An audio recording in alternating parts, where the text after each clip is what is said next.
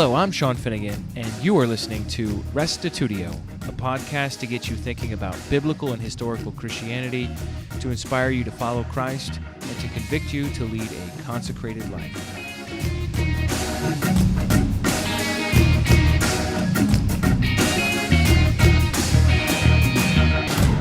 Today is October 31st, 2017, precisely 500 years from the start of the Reformation. In fact, 500 years ago, there was only one Christian denomination throughout most of the world. 500 years ago, the church and the government killed those who resisted tradition. 500 years ago, no one could read the Bible in their own language. I put together a class called 500 where we explore this very question and discover the wild and exciting story of Christianity for the last 500 years. The aim here is to help you understand, like I said, how the world ended up the way it is today, as well as to avoid repeating a number of the mistakes they've made in the past, and last of all, to gain inspiration from heroic people who made a difference and who didn't say, our numbers are so small, we can never change the world, but instead said, popularity is no guarantee for truth.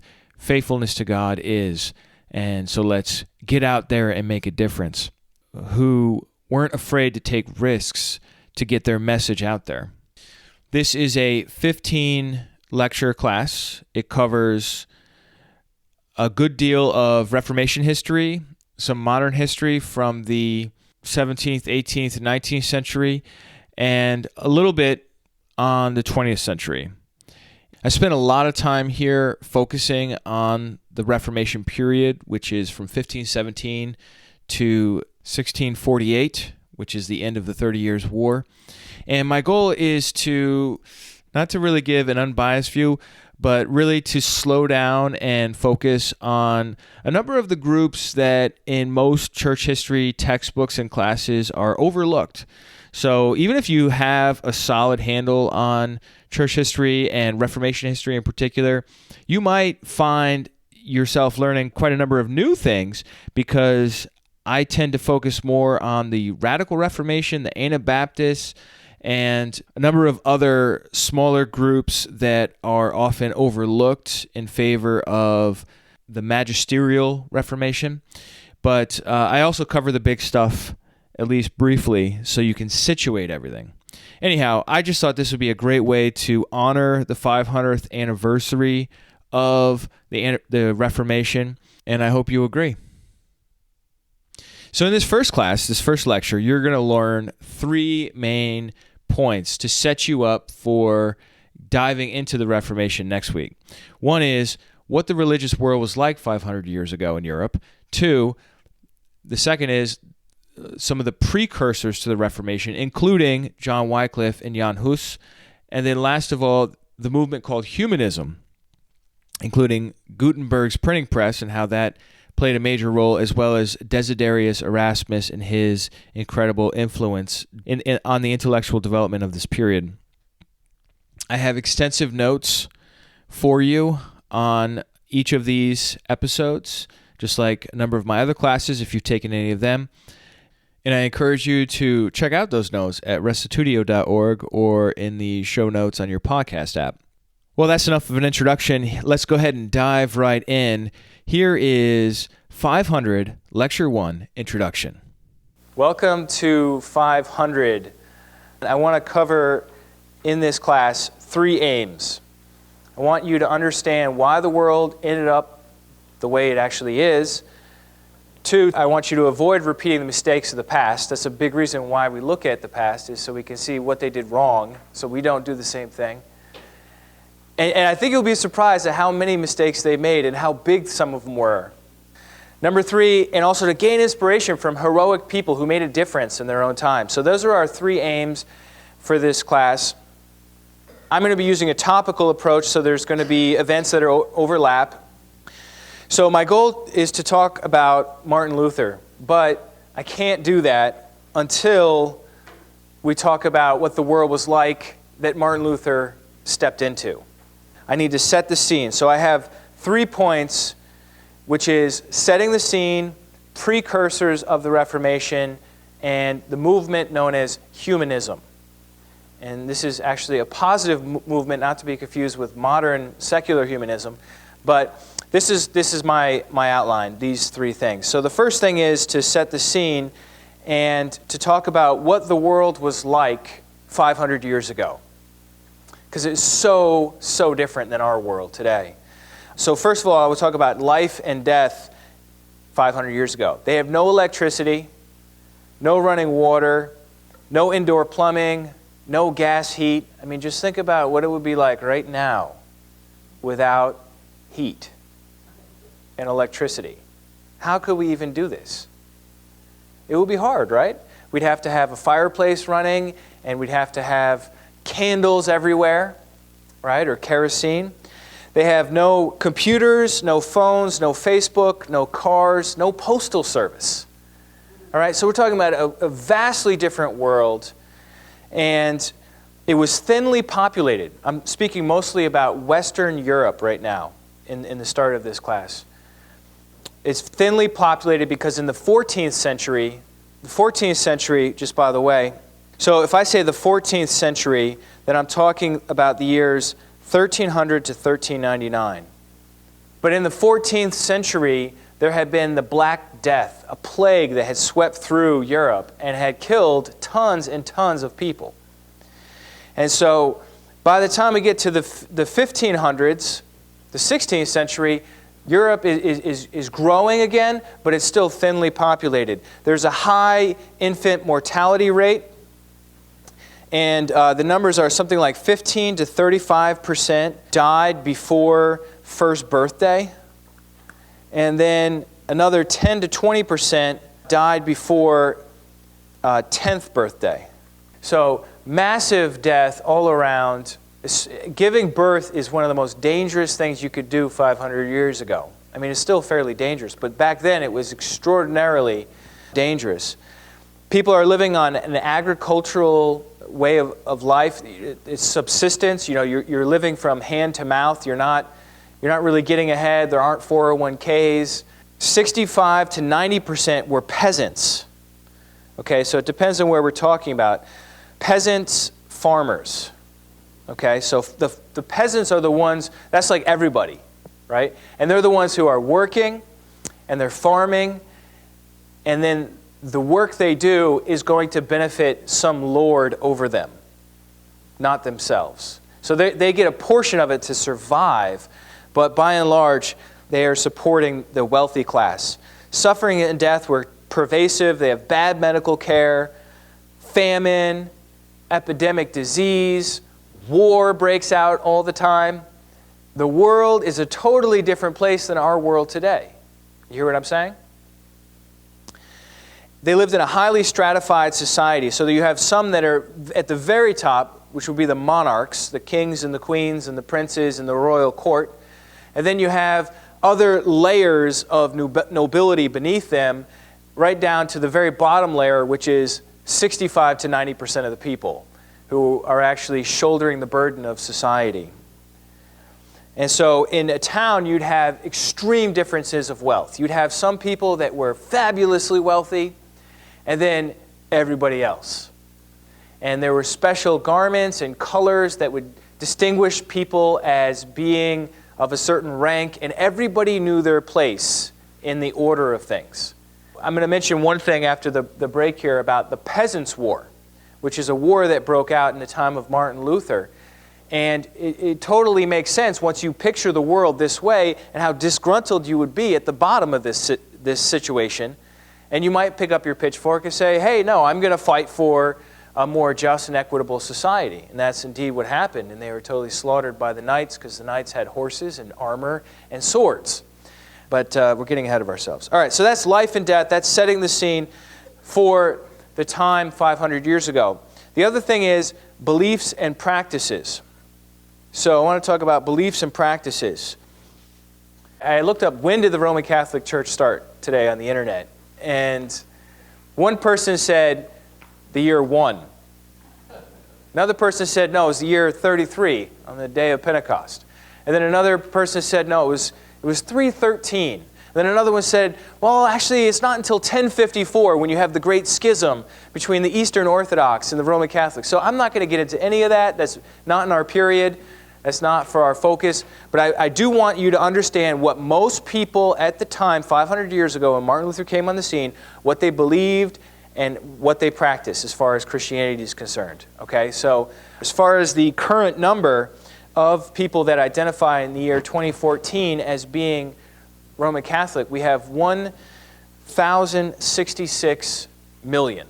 Otherwise said, 1,166,000,000 people. This group is still, without question, the dominant Christian group in existence today. There are as many Catholics as there are all other kinds of Christians combined, currently. And also the same number, roughly, of Muslims. So you have the same number of Muslims and Catholics, and then all non-Catholic Christians. That makes about half the population of the world, those three groups. But the current number is 1,166 million. I'm doing them all in millions. Okay, so let's talk about beliefs and practices of medieval Roman Catholicism, because Catholicism changes a lot over the last 500 years. But what was it like when Martin came on the scene? Number one, infant baptism.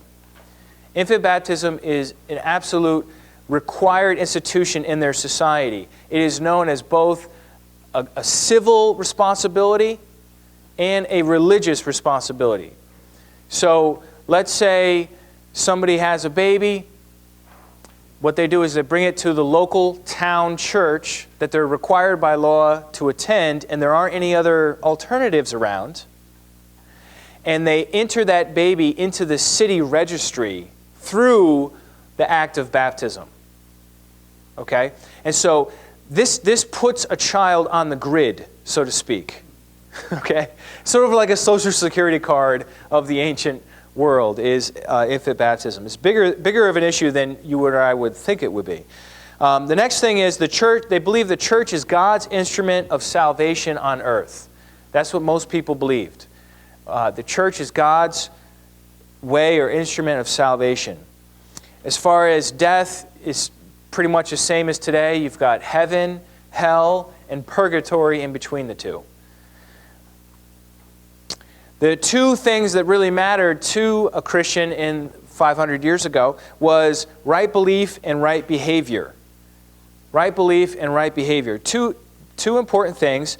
Both of these things would be told to you by the church. There's not a lot of questioning. I mean, sometimes you have questioning of things going on, but generally people trusted the clergy to know what they were talking about. Just like you trust the dentist to know what he's talking about, or the doctor, or whatever. The elevator repairman. I guess they didn't have those. Faith is not enough for salvation. You need faith and works for salvation. The church has authority that's based on apostolic succession. It's kind of a weird word there. But apostolic succession is the idea that Jesus laid hands on Peter, Peter laid hands on the next pope in the line, and so on up until the day that they're standing there. Everyone can trace back their ordination right to Jesus. And for them, that is their basis for authority. We hold the mantle of Jesus Christ on earth. And so the leader, our leader, the Pope, is the representative of Christ on earth.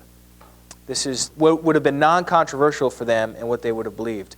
So you have a hierarchy. You've got the Pope, and then under the Pope you have bishops, and under the bishops you have priests. That's kind of the system that everything works by. And then you have religious orders. Religious orders are kind of cool. You have monks and nuns, and there were two kinds of these religious orders. One was the contemplative orders, and the other were the mendicant orders. So contemplative orders are the ones who are cloistered away from society, and they're praying, and they're probably have some sort of farm or way to make money in their monastery or in their convent, And their goal is to separate from the world. And you have examples of that are like the Benedictines, the Cistercians, and there are many others. Then you have the mendicant orders, which they're the ones who are going to be living in society. And they're going to serve through teaching, through missionary work, through hearing confessions of the local town people. And so they're going to be a lot more involved in people's everyday lives. And examples of them would be the Franciscans, Dominicans, Augustinians, and so on. It's not so important to me that you get every little word here, so much as you get the gist, so we can calibrate our minds to the way the world was at that time. Because unless we do that, we're going to think of Martin Luther and what he did in terms of our world today. That's not going to be helpful. So we have to adjust our minds to their world at that time. You have the Pope, you have the bishops, you have the priests, you have the monks and the nuns, you have the ones that are off in the mountains doing battle with the demons and praying and doing all this holy stuff that you don't know anything about. And then you've got the ones that come in and they're begging and they're asking for donations all the time, and you're supporting them, and they're coming in to preach occasionally. As far as the worship service, they called it a Mass. This hasn't changed much for Catholics. It's a sacrifice to God of the Eucharist is the word they like to use for that. Eucharist just means good grace. But in the way they're using it is talking about the body and blood of Christ in the bread and the wine. For them, the Mass is not just a worship service to help people. It's actually a sacrifice where Jesus' body and blood are partaken of, and that sacrifice is done for God. They believed in a doctrine called transubstantiation. Transubstantiation is the technical term for the idea that the bread literally changes into the physical body of Jesus when the priest blesses it. And the wine literally changes into the blood of Jesus when the priest blesses it. They obviously knew that it didn't taste like human flesh and it didn't taste like human blood. And so they had ways of thinking about it and figuring it out using Aristotle's logical categories and everything else. And we're not going to get into any of that. But this becomes a major issue for a lot of groups later on. Although Martin Luther does believe in the real presence. What makes a priest legitimate? What makes a priest legitimate is that he can trace his ordination back to the apostles. And that's what makes him legitimate. It's not that he lives a holy life necessarily. It's not that he has a degree from some university or anything like that. What makes him legitimate is that he has been ordained by the church. He's had the anointing oil and hands placed on him, and that's what makes him legitimate. And only a legitimately ordained priest can do this transubstantiation in the weekly Mass. Only a true priest would have the authority to actually, when he blesses it, it becomes the body of Christ. When he blesses it, it becomes the blood of Christ. When you bless it, it doesn't become that. You could get up there, you could wear the costume and everything else, but it's not going to do it because that's and this is just their world. All right, this is just how they thought about things. So then you have sacraments. Sacraments are physical acts that have a spiritual meaning to them. And there are 7 of them.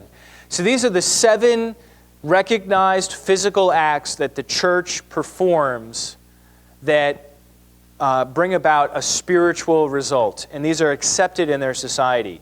Infant baptism, penance, which is prescribed by the priest upon confession. Then you have communion, or what they might put it as Eucharist. You have confirmation, which is when you grow to be of age and you can confirm that your baptism, you now are agreeing to your baptism, that you are actually going to live it out. Matrimony is getting married. Extreme unction is you're about to die, and then the priest can come and bless you before you die. And then you have holy orders, which is like the priests and the monks and the nuns would take those kinds of sacraments to get things cooking. Just a few more things before we get to number 2, which is precursors of the Reformation. Some heroes to look at that I think you'll find inspiring, but at the same time, sad that they were so ineffective in their own time, usually getting killed. But anyhow, back to beliefs and practices. We have another major aspect of the faith is pilgrimages. That often, but not always, relates to relics. Relics are physical remains of saints that have miracle-working properties. And so if you have the bone of a saint, it will be in a shrine and probably cared for by one of the orders, one of the monasteries, or one of the convents. And you can then make a pilgrimage to that site, and if you are in proximity to that physical remain of that holy person, then you believe it will effect a miracle for you. It will do something. This is still practiced to this day. When I was in Ephesus, we went to the home of Mary, which, even the guy there who ran the place is just like, we have no idea if this is really Mary's house. We just know this house is from the 1st century, which is kind of funny because you have lines of pilgrims that are putting their prayers on tissues in the wall lining the road there. But okay, so you have pilgrimages and relics. These are all things that Martin Luther is going to go bananas on. He's just going to go nuts for this kind of stuff, and other people as well. But think about it. If you really believe this whole system, it makes sense. You know what I mean? When you're inside of it, and you accept it as already being true, and then you hear, oh, Midge went to this place where they had the head of John the Baptist, and she prayed for her sister, and her sister was healed. Now, Pat hears that story, and she's like, oh, this... You can see how it was spread, right? And how people would get excited about that, and they would say, well, if I really got my act together, I'd go on a pilgrimage to Jerusalem, or I'd go on a pilgrimage to this holy place, or to Rome. The people of the 16th century and prior to that, they were actually really into it. They were vigorous. And the way we know this is because when the printing press comes out, the number one thing that gets printed on it is a book of hours. A book of hours is a prayer book that's used by the monks in the cloistered contemplative monasteries. People that are waking up throughout the night to say set prayers. And this book is an absolute bestseller as soon as the printing press comes out in the 1400s. Why? Because regular people, want to pray the prayers of the monks in the contemplative orders that are way out in the mountains somewhere. Because people are really into it. Also, they endow masses. They pay money to dedicate a mass to a dead family member or somebody that's currently alive. And a lot of money comes in through that. They pay for these urban preachers. They pay for the church upkeep. Who's paying for all the stuff? The people are. If people don't believe in it, then they're not gonna contribute to it. And many are just taking their faith really seriously. Whatever our perspective might be towards medieval Catholicism is probably not the same as their perspective. Their perspective is, hey, this is the world I live in. I'm participating in it. I'm trying to do a good job. This matters to me. It's life and death. It's heaven and hell or purgatory. And they're in this system. However, at the same time as there are these vigorous practices, there's anti-clericalism. Anti-clericalism, which is an attitude against the priests, against the monks, for certain things. So one of the things they really didn't like about the clergy, and you don't have these kinds of complaints unless you care. If you don't care, then who cares, right? Who's going to mention anything? But if you really do care, then you start getting upset that the clergy are exempt from what are they exempt from? Taxes. They don't have to pay taxes. They don't have to pay tithes. They don't have to have a civil trial. They can have a church trial. So if they commit a crime, they're not held to the same standards. They have a different trial. They don't have to do the night watch in the city, which is to watch for animals, bandits, or an invader of some sort. Which I'm sure wasn't a glamorous job. But they're exempt from that. They don't have to do firefighting, and they don't have to do war. People didn't really appreciate that about the clergy, that they're exempt from all these things that they have to do. Another thing was they had to pay tithes and clerical fees, and the IRS and the church were kind of combined 500 years ago. Not kind of, they were combined. It wasn't called the IRS, but your taxes go to support the church. You don't have a choice about it. People are spending a lot of money on this. Some of the clergy, they get greedy, and they hold multiple church offices. And this is called the sin of simony, because Simon Magus famously tried to buy the power to lay hands on people to receive the Spirit in the book of Acts. So people would buy church offices, and then they would staff that parish or diocese with a priest that they hire at a very low rate, but they would be collecting all the money. And this was starting to become rampant by the time we get to the 16th century. A number of the priests, I don't know how many, whether it was just some or if it was a lot, were into immorality, sexual immorality, especially with concubines, where they would have a live-in girlfriend who would bear children. Some of the popes even were guilty of this. So then there was one other major issue, which they call the Babylonian captivity, where the popes actually left Rome and transferred the capital functioning of the church to Avignon in France. They were kind of run out of Rome and had to relocate to France for some years. And there was all this controversy where we had at one time 4 popes all claiming to be the real pope. And then finally it was settled, and then the pope was back in Rome in the Vatican where he's supposed to be. And so all these things lent towards this anti-clericalism. So at the same time you have very active Christian people, you have kind of a critical spirit as well because of these other things. All right, let's take a look at John Wycliffe and Jan Hus. John Wycliffe, he is the main guy who translates the Bible from the language that it was already in, Latin, into English. Now that's not the original. The original Bible was written in what languages? Hebrew, Aramaic, and Greek. That's the original language of the Bible. The Bible that people had access to, especially in the 14th century, was in Latin. The church's Latin.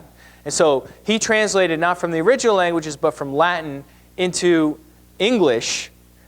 But there's only 2 major problems. One is there's no printing press. It hasn't been invented yet. And 2, it's very expensive because you have to actually hand write out the entire Bible, right? So you make a copy, and now you're going to cherish that copy, and you're not going to probably give it away to somebody or lend it out. You know, it's your copy. And it was a very wooden, literal translation, not easily readable, more of an interlinear than what we would be used to as far as a translation. But anyhow, John Wycliffe, he was a teacher at Oxford. He was a theologian. He was a philosopher. And his followers are called Lollards, which is kind of a funny word. That's Wycliffe's followers, Lollards. It's a word related to the tongue, sort of like tongue waggers, because his followers were preachers, and he was a preacher. And so the people made fun of him as being tongue waggers, Lollards.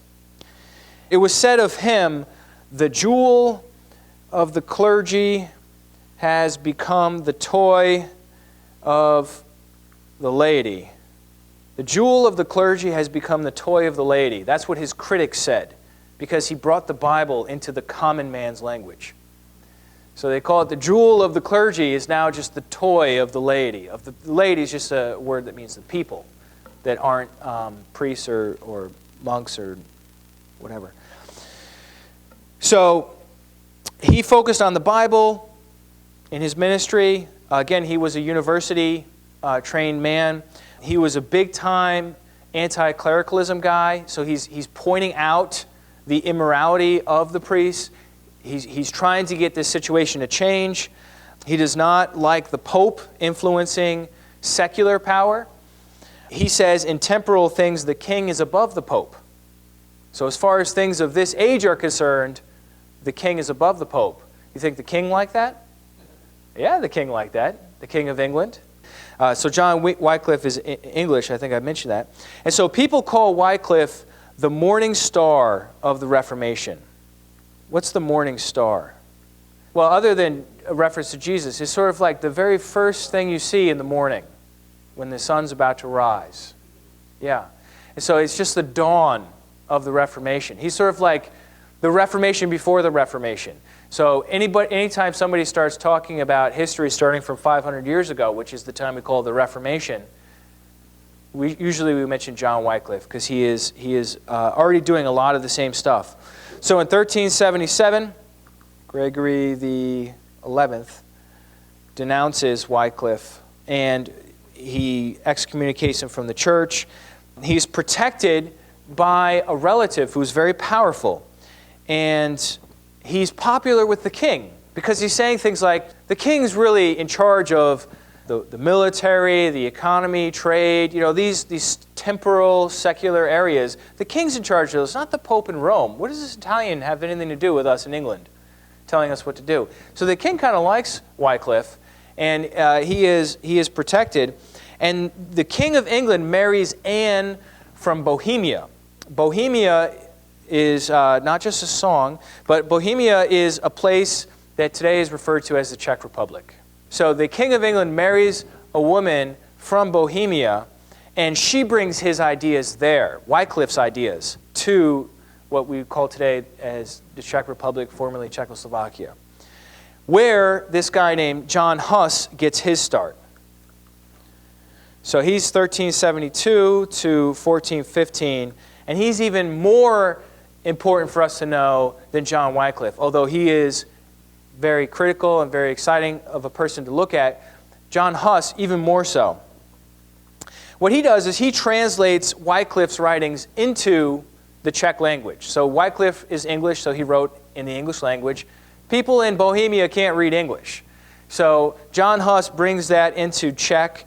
He is the head of the University of Prague, John Huss. He's not some nobody. I mean, he is a very significant administrator. He's the rector of the University of Prague. He's a fiery preacher against immorality of the papacy, that's the Pope, and of the clergy. So he's just like John Wycliffe. He's preaching, you can't be, we're paying all our tithes to you, and what are you doing with it? You're buying other church offices and hiring little priests to do your work while you get fat on your estate and sleep with your concubines.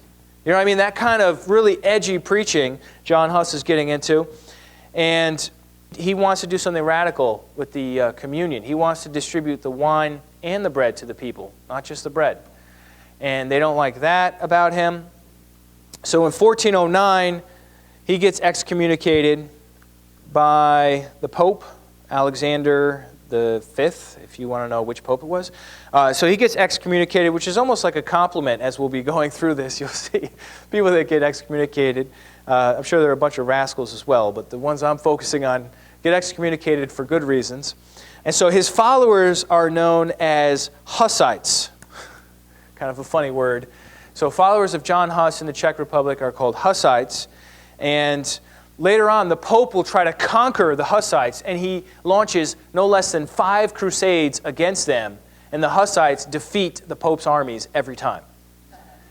And so John Huss's followers do quite well, and a century later, which is once we get into our period, 500 years ago, in the 1500s, when that time finally comes and the Reformation gets cooking, the Czech Republic just goes bananas for it, and within a century from the time of John Huss, 90% are non-Catholic in Bohemia. So it becomes a hotbed for Reformation or Protestantism because of the earlier work that John Huss had done in getting things started there. Okay, so what happened to John Huss? Well, he didn't die of natural causes like John Wycliffe, although Wycliffe was dug up later on, and they burned his bones and threw him in the river once they could finally get their hands on him. But he had died of natural causes. But anyhow, John Huss, they called him down to a conference, and the emperor guaranteed him safe passage to the Council of Constance, is what it was called, in the year 1415, which you notice is his death year. And so he made his will, John Huss, not trusting the Pope and the emperor and all this is going on. He makes his will before he leaves. And when he gets there, he's condemned. And he says to them, you guaranteed me safe passage. You have to let me go home. And the emperor says, but that doesn't apply to heretics.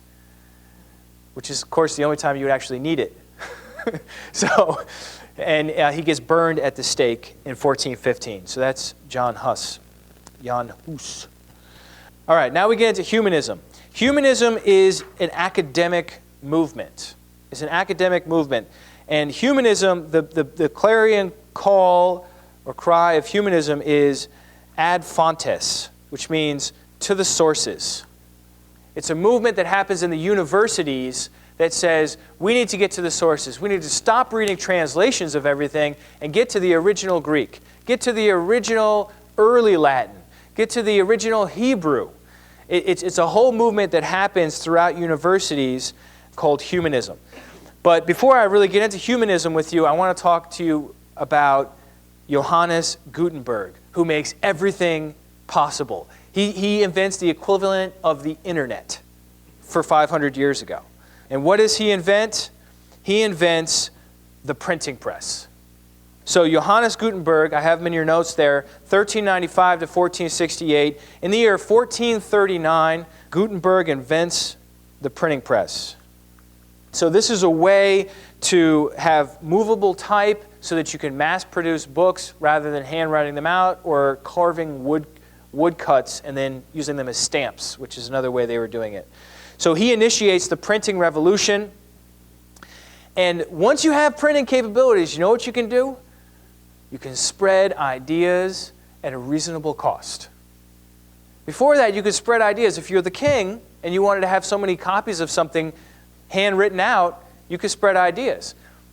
But now you have a standardized type. It's easier to read. It's cheap to print. And anybody who wants to, it's decentralized. It's an invention. So you go to a printer, you hire the printer, they print your stuff, you distribute it yourself. And so he plays a key role in the Renaissance and the Reformation. And in the year 1455, we get the Gutenberg Bible. And he makes 180 copies of it. 180 copies of the Bible, just like that. And so, of course, this is the Latin Bible that the church would officially recognize as well. Think about the Bible. How many pages is the Bible? It's different in all our versions because they're all using different techniques to use super thin paper and sometimes super small print and sometimes double columns in order to squeeze it all into a regular size looking book, right? The Bible's massive. And so for Gutenberg to be able to print the Bible was sort of to say, I can print anything, right? Because if you can print the Bible, you basically got the thing figured out. I mean, it is a functional system for printing all kinds of things. With what he brings about, I have a bar chart here.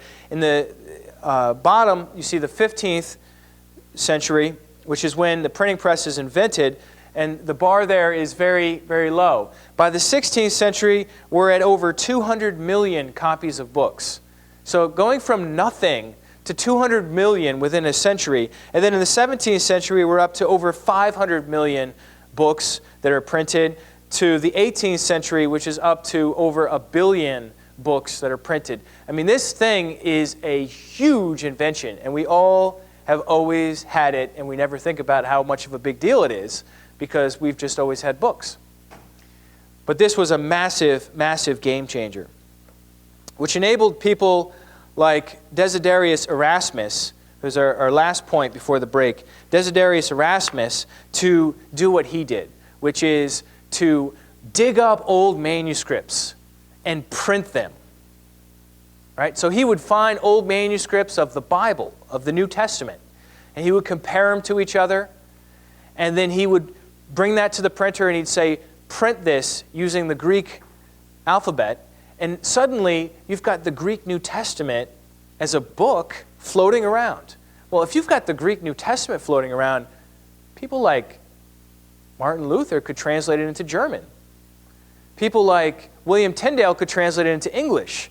I mean, there's no telling what could happen, right? And not just the church's approved Latin translation with all its tweaks to make things agree with what they know it is supposed to say, but the actual originals into the language of the people. So Desiderius Erasmus is a powerhouse figure. I was looking him up on the web. I was like, man, I should buy his complete works. You know, sometimes they have the complete works of this guy or that guy, ancient people. Sometimes they're really cheap. And so I'm looking it up, and I found like a few editions, and it's like, you know, so many hundred pages. And I'm like, well, how many did he really write? Turns out it's 89 volumes. Encyclopedia-sized volumes. If you want to actually buy the complete works of Desiderius Erasmus, and each volume is currently going for $122. So I decided not to do it. But this is a man who wrote. He didn't have TV. There wasn't Netflix or YouTube or whatever you're into. Like, he wrote books, and he wrote letters, and he wrote letter after hundreds and hundreds of letters, and people will turn to the writings of Desiderius Erasmus to see what life was like in the 16th century, in the 15th and the 16th centuries. So he's a Christian humanist, and so his goal is to bring everyone back to the sources, and he's concerned about, you know, he's a scholar, so he's concerned about the deteriorated state of language, of Latin that people are speaking. He's like, you know, we need to get back to the classical Latin. And he's concerned about going back to the original Hebrew and Greek, trying to figure out which manuscripts are best. He prints the Greek New Testament in 1516, comes out with another edition in 1518, another edition in 1522, and then after that, it's Church Fathers. He starts reprinting all these ancient works of Christianity. I mean, once the printing press gets invented, it just starts producing. People are running stuff off left and right, especially at the university level. Erasmus is optimistic about human nature. He writes a book called the Enchiridion in 1503. It's a handbook. There was somebody else who had written an Enchiridion. I think it was Epictetus, the ancient Greek philosopher from, you know, the early centuries. I don't remember exactly what century, 1st or 2nd century, I think. And so he's writing his own Enchiridion, his own handbook on how to live the good life, sort of a self-help book, in 1503. And then he's writing another book called In Praise of Folly in 1511, where it's a satire criticizing religious practices, making fun of priests who are being naughty, and just ridiculing them for their bad behavior. Because he's not trying to start any kind of crazy movement. He's just trying to nudge people slowly and steadily back to the sources, to a better understanding of the world, of literature, of truth. And so among his many other writings, he produces the Greek New Testament in the year 1516 with his own Latin translation in parallel. It's a parallel Bible with Greek on one side of the page and Latin in the other side of the page. And famously, in his 1516 version, he leaves out the most Trinitarian verse in the Bible. The verse that says, there are three who bear witness in heaven. I don't remember exactly, but it's like the Father, the Word, and the Holy Ghost, and these three agree. And then there are three that bear witness on earth, the Spirit, the water, and the blood. These three are one, or something like that. He leaves it out because it's not in any of his Greek manuscripts. It's not in the original. So he leaves it out. And so the church, the Catholic, medieval Roman Catholic Church, goes bananas. They're just like, what are you doing? You can't get rid of the most Trinitarian verse in the Bible. Who do you think you are? And he's like, ad fontes, baby. I'm back to the sources. That's who I am. And they're like, no. And the church burns you at the stake if you really stick your neck out, okay? And he knows that. So he challenges the church's representatives. He says, look, you show me one manuscript, one Greek manuscript with this Trinitarian verse in it, I'll put it in. He's like, I believe in the Trinity. It's not a problem. I just want to see it in the source. And so they had some monks write a manuscript. Ink is still maybe a little wet by the time it gets to Erasmus, and they say, here. He says, all right, I'll put it in. It's in the next edition, 1518, 1522. And sadly, it works its way into the German Bible and the English Bible as a result of that until it's taken out more recently in the last century. So that's a little bit of an intro to some stuff before we see Martin Luther do his thing. Well, I realized this lecture was very brief and just barely scratched the surface in so many areas. So I want to encourage you, if you want to dive deeper, go ahead and check out Brad S. Gregory's class, The History of Christianity in the Reformation Era. You can purchase that at the Teaching Company, and he goes into much more detail on what the world was like before the Reformation began and the beginning moments of that Reformation. Or, if you'd rather get a textbook, I recommend The European Reformations by Carter Lindbergh. You can get that on Amazon. I realized I put this podcast out a couple of days early because today's Tuesday, October 31st, 2017, and I just could not resist doing the first episode of my 500 class on the 500th year anniversary to the day of the Reformation itself. But going forward, I'll be releasing on Thursday nights. Also, I wanted to let you know, those of you who are fans of Offscript, that we'll be putting out a brand new series of Offscript episodes starting very soon. So we'll be able to run both of those at the same time, at least for the next month or two. And hopefully that'll strike a balance between historical information as well as more practical Christian living issues. So stay tuned for that. Thanks for tuning in. Don't forget to subscribe to this podcast in your podcast app or through email at restitutio.org so you don't miss any of these episodes. Please share them with your friends. This is just such important material that is so often overlooked, and it really will show you why the world is, religiously speaking, the way it is today. Thanks for tuning in, and remember, the truth has nothing to fear.